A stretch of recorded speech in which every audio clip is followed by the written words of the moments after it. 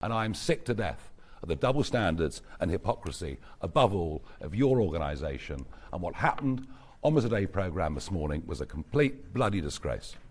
Next, Sam Coates from Sky News. No, I'm done with you, thank you. My question was, he said they were lying, and it sounds like Sam Coates from Sky. I'm really, until you apologise for all of your output, your appalling output, at the same time that I'm accused of saying these things which I deny, I'm not speaking to you. All right? Sam Coates, Sky News. The MSM and regime media, led by the British Bashing Corporation, which, never forget, we pay for through an astronomically high poll tax, otherwise known as the licence fee, is now at war with the British people. Last night, in the most astonishing act of egregious political bias and suicidal empathy I have ever seen, the BBC's flagship political show, Question Time, which is meant to be a chance for ordinary Brits to question senior political figures, planted illegal migrants in the audience. It was an obvious act of political sabotage, especially given one of the illegals had an earpiece in, most likely to feed him answers as he spouted off about technical issues like, the ECHR and the Northern Ireland Protocol, despite barely being able to speak English. As Lee Hurst wrote, now mention the Northern Ireland Protocols with, one of those pictures of Anton Deck in his ear. Now, this show was always going to be a total stitch-up job. I knew it as soon as Green Party leader, the tit whisperer himself, Zack Polanki, had boldly announced on X that he was cancelling a starring role on another hard-left BBC show this week, Have I Got News For You, in order to appear on Question Time instead. Immediately after filming, Reform UK CEO Yusuf, who was on the panel, wrote, so on Question Time tonight, the BBC asked a question of an Iranian illegal migrant in the audience. His, quote, question was him reading from his phone a list of reasons why Britain should not withdraw from the ECHR. He even mentioned the Northern Ireland Protocol. Nick Dixon responded, there were literally, this is more of Zia Yusuf, there were literally multiple people who arrived in this country illegally by boat asking questions on tonight's Question Time. That then prompted Nick Dixon to reply, the BBC's mission is to destroy Britain morally, culturally, spiritually, and financially. A stunned Yusuf then immediately went on to GB News to express his horror. Watch. Process this because I couldn't comprehend what was going on. I couldn't believe that this was happening in such an open and blatant way. And again, just going back to that point about the guy, the Iranian who was reading this statement about why Britain should leave the ECHR, at one point he started talking about the Northern Ireland Protocol. And I didn't realize that was something that was such a big issue in Iran. So it was ridiculous. I think it clearly was set up to try to put Reform on the spot. And the evidence for that actually is Fiona asked me directly, well, would you deport this particular gentleman in that audience, which is obviously a very emotional appeal. And look, of course, I get it. These are all human beings. But ultimately, as I said in my answer, the vast majority of the people coming across the English Channel illegally are men. We know that to be true. It's a statistical fact. And if you're entering a war zone, then it's generally men first, is it not? Yeah. And if you're fleeing a war zone, then it's women and children first. And that's the most obvious point. So absolutely, they must be deported. They will be deported. And by the way, I said exactly as such on the programme. But anyone with even a modicum of sanity could see this transparent political hit job for what it was. Chris Rose posted, what on earth is an illegal migrant doing in the BBC Question Time audience telling law-abiding British citizens why we shouldn't leave the ECHR? A taxpayer-funded broadcaster platforming people who should not be in the UK. Peak UK. Reform Deputy Leader Richard Tice asked, did Question Time give headset and coaching to this channel illegal migrant? He then has the cheek to tell us British taxpayers that we must not leave the ECHR, could not make it up. Alex Phillips raged, what is this? This is a man reading a script. How mental has it become when the Question Time audience appears seeded with case studies complete with lines to read? How about an audience member who was harassed or assaulted, complete with a script on statistics of crime by nationality? And Graham Archer suggested, if this is true, the BBC inserted illegal immigrants into its flagship political discussion programme, then Question Time must be shut down. to use license fee pay money to promote the views of such people and fake news is as normal British discourse. It's disgusting. But of course, Zack Polanki, who, by the way, did you see this? He showed who he really was last night by suggesting only migrants should be care workers in our country because, Brits don't want to wipe the bums of our elderly. He blamed the right-wing media for being outraged at such a blatantly political and anti-English act by the BBC, an act of sabotage. Yet he argued the Express is furious about this because when you show those who repeat anti-immigration rhetoric the real human stories, their narrative collapses. The immigrants are people, our friends, colleagues and family. And this nation of neighbours is what makes Britain great. Oh, piss off, Polanski. Seriously, you've just admitted what you really think. You want these migrants here so that they can do the jobs that your posh mates in the Green Party don't want to do. Like looking after our elderly people. You revealed your true hand last night. But the BBC is on a growing witch hunt against Nigel Farage and Reform UK, which is what last night was really about. And they are now working directly with the Guardian newspaper to link Nigel Farage to Hitler.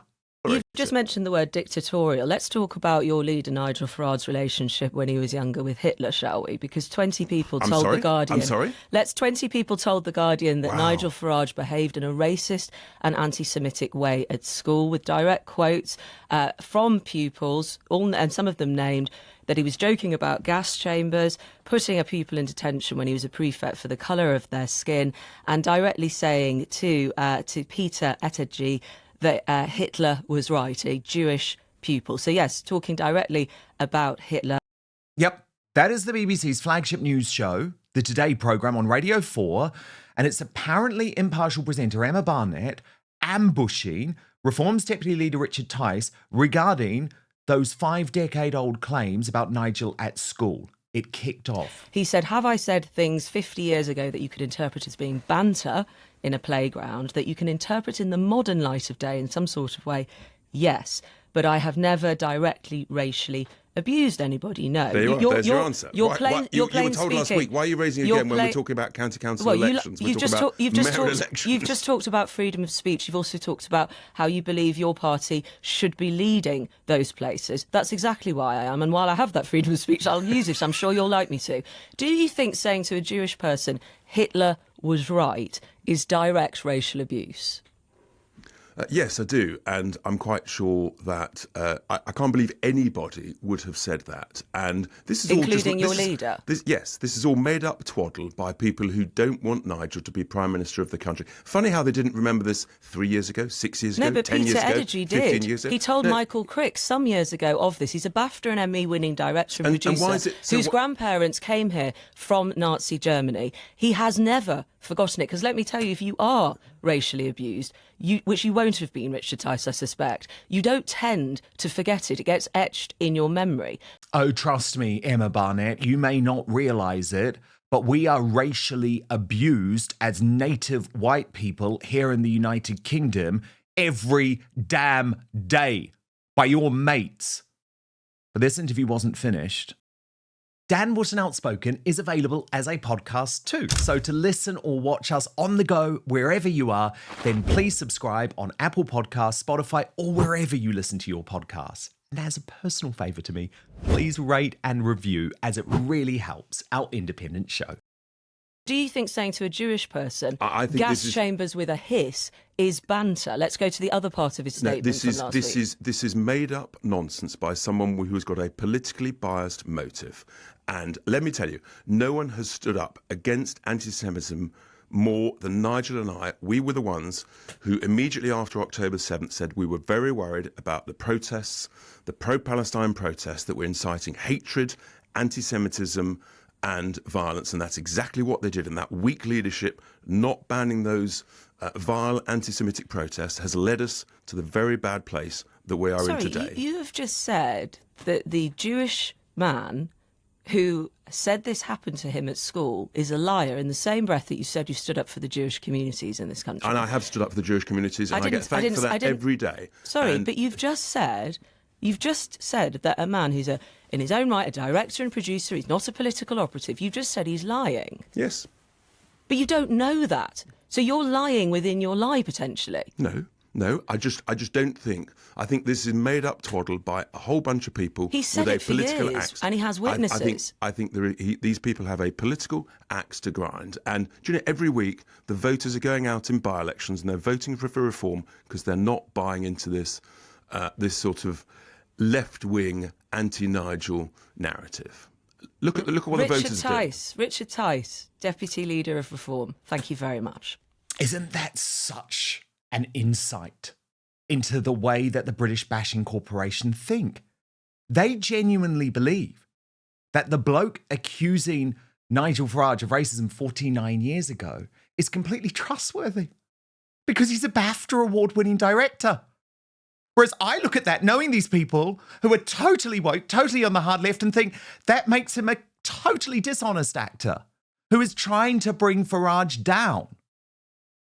But after losing his bollocks with the MSM over the past few weeks, Farage, after that interview, finally had enough, launching what I admit is a brilliant broadside against the Beeb during a blockbuster press conference. Watch what went down. Richard Tice said on the radio, he was asked about the comments made by schoolmates of yours who have said that comments you made they viewed as racist and offensive. He said that they were lying. You have said before that you did make comments. It may have been banter. It wasn't directly racially abusing anyone. So Richard Tice is wrong, isn't he? I thought this morning's performance by one of your lower grade presenters on the Today programme was utterly disgraceful. I think to frame a question around the leader of Reform's relationship with Hitler, which is how she framed it, was despicable, disgusting, beyond belief. Are you surprised that 500,000 people every year refuse to pay the licence fee? But let me say this to you. The double standards and hypocrisy of the BBC are absolutely astonishing. At the time I was alleged to have made these remarks, one of your most popular weekly shows was the Black and White Minstrels, right? The BBC were very happy to use blackface. Oh, and not just in the Black and White Minstrels, you did it in It Ain't Half Hot Mum as well. And what about Alf Garnett? Do you remember what he called Marigold? Do you remember the word he used to describe Marigold on not live, but on primetime national TV? I better not repeat the word, otherwise you'll all use it and say that I used it. Homophobia? It ain't half hot, Mum. Are you being served? Oh, and what about Bernard Manning? Perfectly happy at exactly the same time for Bernard Manning to appear on primetime national BBC comedy, telling jokes for which these days you'd probably get a knock at the door from our thought police and perhaps get a 31-month prison sentence. I cannot put up with the double standards of the BBC about what I'm alleged to have said 49 years ago and what you were putting out on mainstream content. So I want an apology from the BBC for virtually everything you did throughout the 1970s and 80s. And when the British Bashing Corporation tried to come back at him, Nigel Farage finally went all Donald Trumpy. And I'm sick to death of the double standards and hypocrisy, above all, of your organisation. And what happened on the Today programme this morning was a complete bloody disgrace. Next, Sam Coates from Sky News. No, I'm done with you, thank you. My question was, he said they were lying, and it sounds like... Sam Coates from Sky... I'm really, until you apologise for all of your output, your appalling output, at the same time that I'm accused of saying these things which I deny, I'm not speaking to you, all right? Sam Coates, Sky News. You should act the rest of the way about the mainstream media, Nigel, too. I mean, I think it's time for Nigel to join the Rupert Lowe way of thinking. With the Restore Britain leader explaining overnight, I get told by this person and that person to be careful about what I say, to moderate, to sanitize, to soften, to appease. I honestly don't give a shit anymore. I am going to tell the truth. I think the country would be in a much better place if more MPs did the same. And that approach is working, by the way.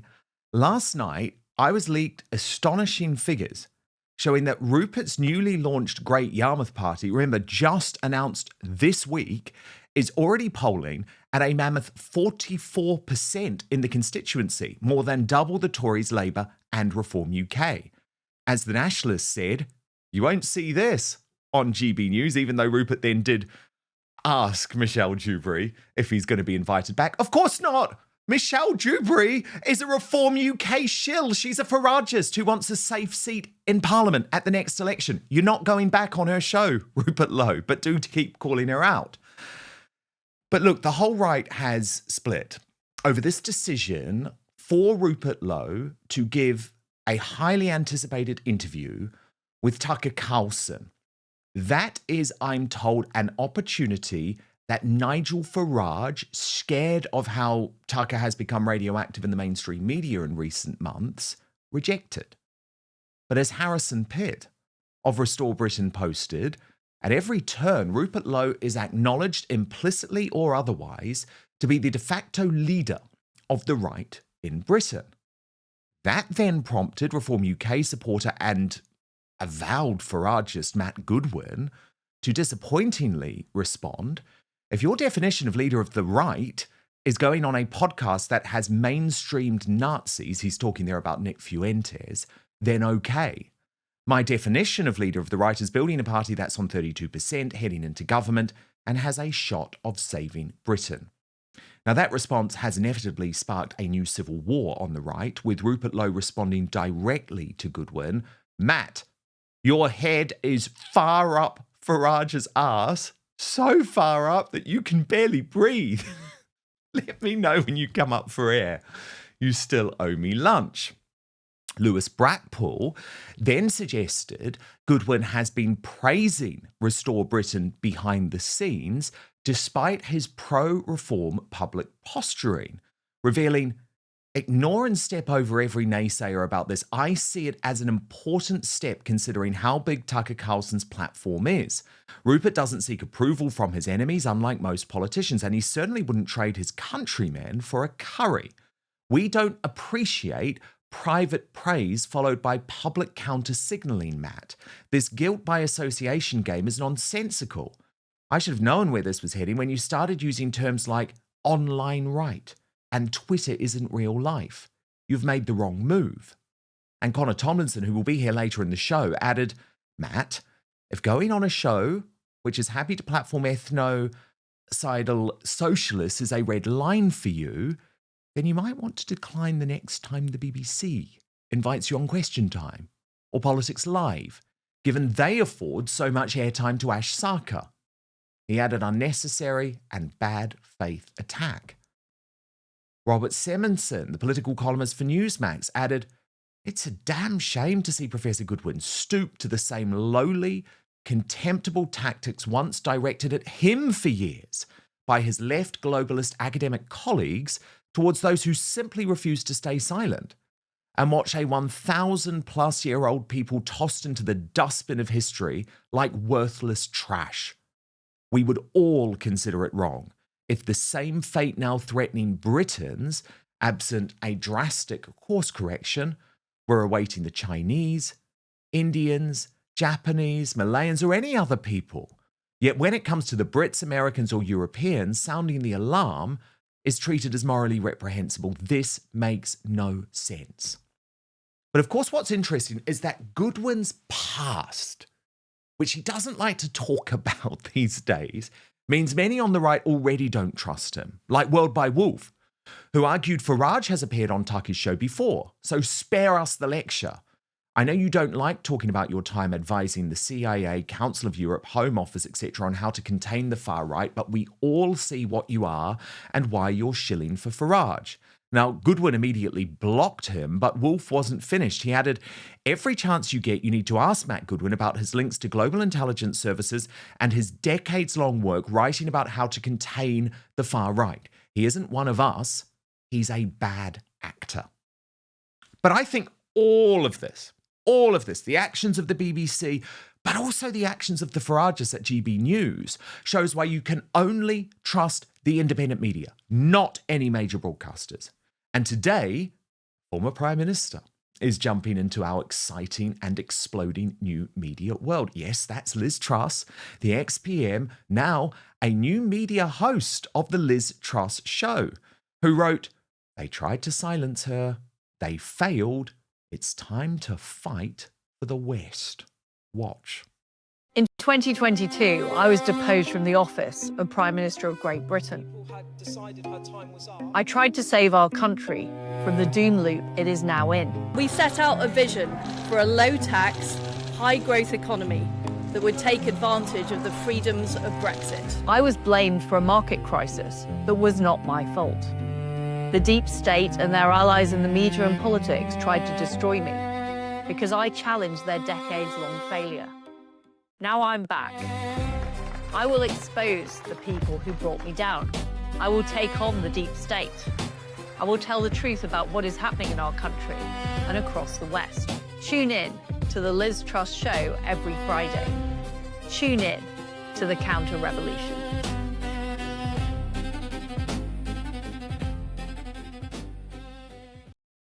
But first, this episode of Outspoken is brought to you in partnership with Manscaped, the global leader in men's lifestyle and grooming. And the holidays are here, which makes this the perfect time to give the gift of smoothness. If you're shopping for your partner, your dad, your brother, or just treating yourself, I don't judge, the Performance Package 5.0 Ultra is an easy upgrade. Everything you need to stay clean, confident, and ready for any festive chaos. From trimming to freshening up, this all-in-one grooming kit helps you clean and keep confident and be ready for any festive occasion, from the office party to the in-laws' front door.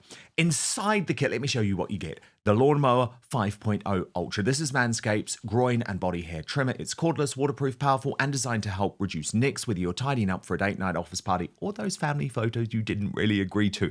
You'll also get the Weed Whacker 3.0 for ear and nose hairs, plus the Crop Soother aftershave lotion to keep things calm, and Crop Preserver anti-chafing deodorant to keep you fresh if you're in a suit all day or bouncing between Christmas parties. And because it's the holidays, Manscaped throws in 2 free gifts: the Boxers 2.0 in the Midnight Bravo colorway, and the Shed 2.0 toiletry bag, so you can keep everything together at home or when you travel. So give the gift of smooth this season. And to the ladies in the Outspoken audience, if you're stuck on what to get the man in your life, this is one of those gifts that's actually useful. Boyfriend, husband, son, brother, that hard to buy for male best mate. The Performance Package 5.0 Ultra is a very safe bet because he gets a proper grooming upgrade. You get a better looking, better smelling bloke. Everybody wins. For me, I really like that it's all in one kit, the trimmers, aftercare, and the extras, so you're not faffing around with random charges and mismatched products. You just grab the bag and you're sorted. And what's so exciting is that today you get 15% off your entire order using the code OUTSPOKEN at manscaped.com. That's 15% off using the code OUTSPOKEN at manscaped.com. But now, back to the show. So look, Connor, this situation with the British Bashing Corporation planting a migrant with an earpiece in on Question Time seems to me like an extraordinary act of political sabotage, of dishonesty, of warfare against the British people. Do you think we're ever going to find out the truth about what was really going on here? And was this at all appropriate from our state broadcaster that now decides we want to platform illegals to take on political figures like Zia Yusuf of Reform UK? It's no more appropriate to stick a legal migrant in the audience, Dan, than it is if you did a special show on burglary and you had a wanted man on the run for breaking into people's homes. Like, this man's broken into our country. I don't care whether or not his daughter speaks Farsi or English. He should be slapped in cuffs and immediately expedited to the nearest airport to be deported. And look, Zia Yusuf, I have my differences with the man on many instances. He handled that correctly. Yeah, it doesn't matter whether or not the person is sitting in front of you or is an abstract figure on a spreadsheet. If they've broken the law, they have to go. Even if they haven't broken the law, if they weren't wanted by the electorate but were invited in by a treacherous government, they need to be denaturalised and deported. They need to be denied indefinite leave to remain. They need to be sent back in the millions. And I actually pointed this out before Question Time had even aired. I mean, I'm one of these people who doesn't pay the licence fee because I don't watch live TV and I certainly don't want to watch the BBC. But I did ratio them by suggesting that they platform a advocate for remigration instead, because pretty conspicuous that they have 4 of the major parties, and then Zia Yusuf, who isn't an elected member of parliament but is a representative of Reform UK. Pretty conspicuous that the one guy that Paul Marshall introduced to Nigel Farage is suddenly doing all of their media for them. It's almost like Reform exists to get Zia elected rather than Nigel elected. But anyway, none of them represent actually a sizable portion of the electorate, who, according to YouGov, don't just want to see mass deportations for illegals, but want to see a large number of legal migrants be sent home. That was 45% of voters supported that position when put to them by YouGov, which is a left-leaning pollster. Just remember what they did during COVID, for example, constantly supporting the government's lockdown measures. That's more of a share of the electorate than the support for the Greens and the Lib Dems put together. And yet that perspective wasn't represented, either in the audience or on the panel. And I will say, Dan, I don't think we're going to get to the bottom of this, because do you remember back when, during the election, Nigel Farage and also the Green leaders did a question time appearance, and during Farage's appearance, the first person to ask a question and insult him for Brexit and call him a racist was a former Doctor Who director, so worked for the BBC, and someone else was a pro-Palestine campaigner who had ran in elections before. So very conspicuous audience selection that skewed biased against the likes of Reform, despite them being the most popular party in the country. So clearly they aren't sampling like we used to do for our GCSE biology exams and just throwing the net in the field and counting the number of daisies. Instead, they are hand-selecting and pre-screening the questions and the audience members, and this now includes foreign criminals, apparently, which means that the BBC's true constituency is foreign criminals rather than licence fee-paying taxpayers who want to see those criminals ejected from their country. Totally. I mean, I think it is absolutely a stitch-up. What did you think of Nigel Farage's performance at that press conference, given that in the morning, Emma Barnett on the Today programme had literally asked about Farage's relationship with Hitler? I think Emma Barnett is the worst person to select for this, given, and I'm not trying to be insulting to her here, she might have a personal angle on this complete, what seems like a fabrication of a story, considering she's born to 2 Jewish parents. Parents who were actually convicted for running brothels, weirdly enough, so I would think that's more of a sin than saying some naughty comments as a schoolboy 40-odd years ago that, you know, only a few politically motivated people and outlets can corroborate. Also, it doesn't help that she cites The Guardian for this, because remember, the BBC are the lead buyers of The Guardian newspaper in the country. They're also the lead buyers of The Observer. So if people who are still paying the licence fee are wondering where that licence fee money is going, it's to keep The Guardian afloat. Fantastic. But I thought Farage's performance at the press conference was solid. The only angle of attack I would have pressed on instead is, rather than reaffirming the framing that these things are offensive, because we should be allowed to make the jokes that we like, and it was a much better country well before I was born when you could make said jokes without the woke skulls of political correctness cancelling your career over it. Instead, rather than go on the attack for, you know, blackface and it ain't half hot mum, he should have just turned around and said, sorry, I won't be taking moral lectures from the BBC, considering they have a habit of hiring and employing paedophiles and defending them, despite lots of whistleblowers coming forward and saying, hey, look, you've got a paedophile working for you who's abusing children. Yeah, I would have rather have, than reaffirming the framing that everything they find offensive is offensive, I would have said, I don't care, whether or not I made jokes years ago is irrelevant to the fact that the politics that you support have betrayed the country time and time again, led to things like the grooming gangs being covered up, and the fact that you employed Jimmy Savile and Hugh Edwards. So I won't be taking lectures from you, thank you very much.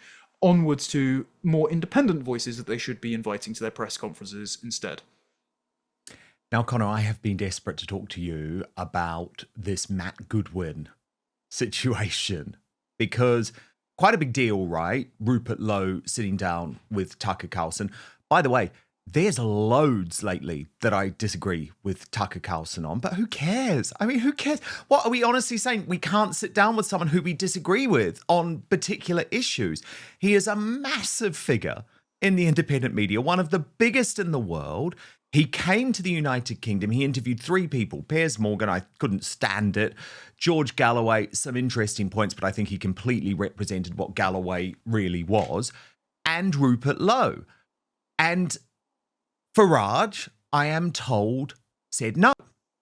And Farage clearly said no because of this point of view that Goodwin is putting out, which is basically that it's wrong now to sit down with Tucker Carlson because Tucker Carlson had platformed Nick Fuentes. And to me, I just thought this was such a disappointing position, but it's clearly the position of reform, and this is why they don't wrap their arms around independent voices like you or independent voices like Outspoken either.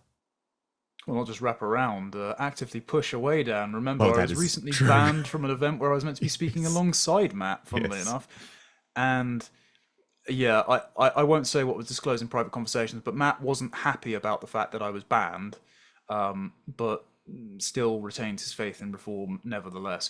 Look, there's multiple angles to go on this. First of all, Rupert was right to sit down with Tucker for a few reasons. Firstly, Tucker sits down with guests with whom he disagrees all the time. That was the entire point of the struggle session he had with Piers Morgan about saying slurs. By the way, again, I don't agree with Tucker in his Piers Morgan interview, because Piers, despite becoming the new Richard III, saying my kingdom for a curry and saying demographic replacement is just fine because think of the food, Tucker himself said he would have gotten along with Bangladeshis and Pakistani taxi drivers better than white leftists.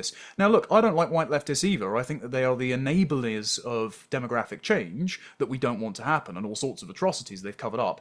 But those atrocities are perpetrated by Bangladeshis that have terraformed Whitechapel into a Bengali slum, or the Pakistani taxi drivers, specifically the taxi drivers, who were the trafficking network for the rape gangs. So I think Tucker is incorrect on that. His softening on Islam has been frustrating, whatever. But it's still fine to sit down with him, because he sits down with guests he disagrees with all the time, and so you're allowed to disagree with Tucker, and it's one of the major independent podcasts, as you said. And so I think it's important that Rupert did this, because there is some disquiet in Washington, D.C. about Nigel Farage. There has been over the course of the year. They've been encouraged about the fact that he's adopted mass deportations, but they weren't happy about the fact he was counter-signaling them before, considering it was a key policy platform on which Trump won the 2024 election. And it was made clear to Farage that he shouldn't be counter-signaling the strategic goals of the Trump administration in exchange for their support. So if Rupert Lowe is now doing an interview with Tucker Carlson instead, is talking about the fact that Yusuf called the police on him and had his shotguns confiscated on a trumped-up charge, no pun intended, rather than Nigel Farage, the importance of that is that it cements Rupert Lowe as the presumptive heir apparent to the vacated throne of the right in Britain in the minds of Americans. And given the Americans have such an interest in our politics at the moment, with the State Department constantly sounding off about the fact that mass migration and demographic displacement and two-tier policing and censorship is persecuting the native left-behind white majority of Britain, given they are trying to intervene in our politics on the electorate's behalf against the government, then it's very important, considering who the Americans, who Washington, D.C., might want to liaise with. So it was very important for Rupert to go and do this. Finally, on Matt, so you read out my tweet to him. I would like to point out this self-defeating and stupid idea that there are no enemies to the left. I've heard the term no enemies to the right before, and people take issue with that, not only because it's difficult to define who is actually to our right. I mean, I think I am to the right of reform. I question, again, whether or not Tucker is to the right of me, because, you know, he has opposition to Israel, but he seems to be embracing Islam at the moment. I think that's misguided, even though I like Tucker.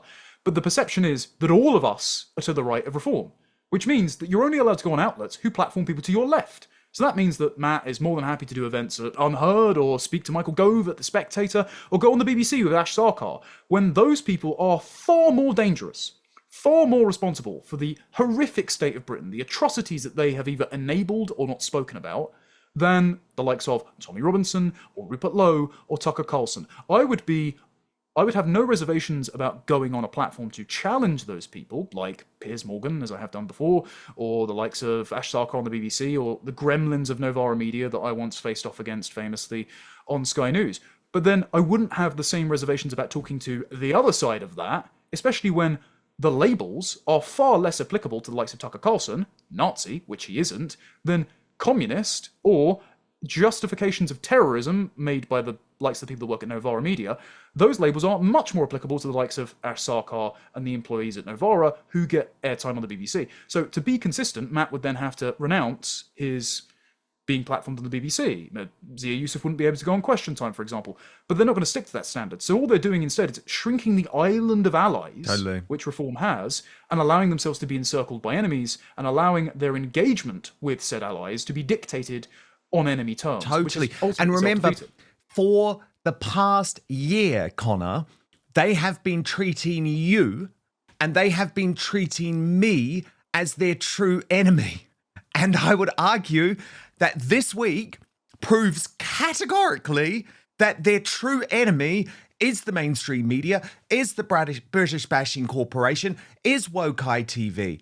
And now they've basically alienated so many people who really were natural allies in a lot of ways, but we're also going to challenge them. We're also going to keep them honest on the issues that really mattered. I think it's a huge mistake.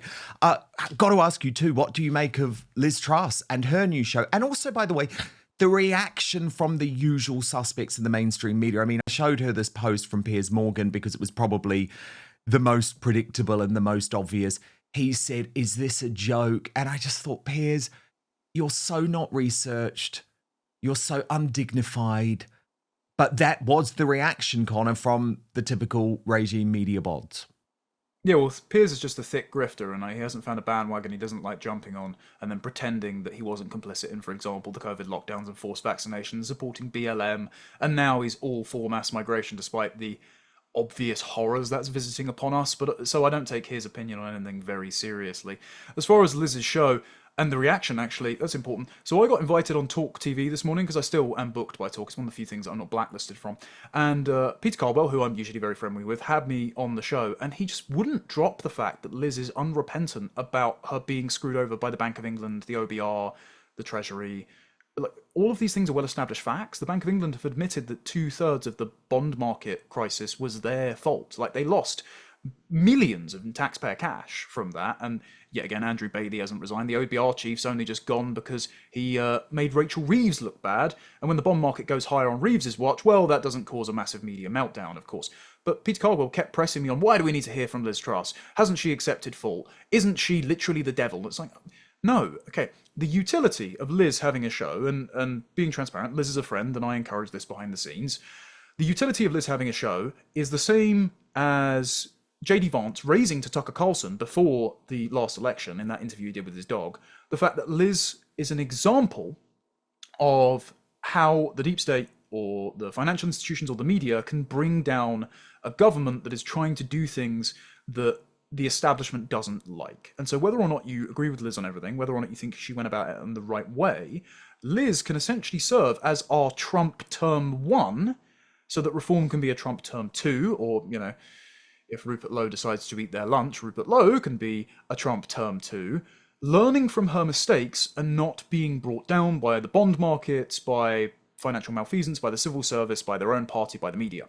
So we should learn from Liz's example, and I appreciate that she's being so transparent about what she thinks the failings were, what she thinks the problems with the British establishment were, and even if you don't like Liz, if she's saying the same thing as David Starkey, Dominic Cummings, who they can't stand each other. Dominic Cummings is still a friend of Michael Gove. He nicknamed Liz the human hand grenade. And if they're saying the same thing about the civil service, it's probably worth listening to both of them. And I urge the presumptive next party of government, Reform, and of course, Rupert Lowe, the presumptive king of the right, to start listening to what she's saying too, so that their well-natured efforts to reformat the British state on our behalf don't get scuppered like Liz's were. Thank you so much for watching Dan Wootton Outspoken. Please click on my face just to the bottom left to subscribe to this brand new independent news source and turn on the notification bell so you'll be alerted to our brand new live shows, uncancelled interviews, and special royal episodes. Outspoken is also now available as a podcast, so you can listen to the show every weekday on the go, wherever you are.